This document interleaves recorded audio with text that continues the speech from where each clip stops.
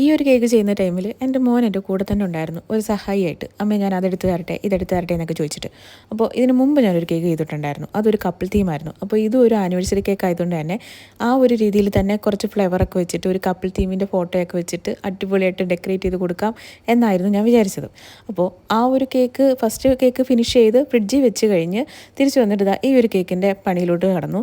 അപ്പോൾ ഞാനിത് ചെയ്തുകൊണ്ടിരുന്ന ടൈമിൽ അവൻ ഇറങ്ങി ഒരൊറ്റ ഓട്ടം. അപ്പം ഞാൻ ആലോചിച്ചു ഇവനിത് എവിടെ പോവാന്ന്. ഞാൻ നോക്കിയപ്പോഴാണ് എനിക്ക് മനസ്സിലായത് അവിടെ ഇരുന്ന കത്രികയും കാണുന്നില്ല, ഫ്ലവർ വരയ്ക്കാനുള്ള ഫ്ലവർ നെയിലും കാണുന്നില്ല. അത് രണ്ടും കൊണ്ടാണ് ആൾ പോയത്. അപ്പോൾ ഞാൻ പുറകെ ചെന്ന് ഞാൻ ചോദിച്ചു എന്തിയെന്ന് ചോദിച്ച് ഒന്നും മിണ്ടിയില്ല. അപ്പോൾ ഞാൻ കണ്ടില്ലമ്മ എന്നാണ് പറഞ്ഞത്.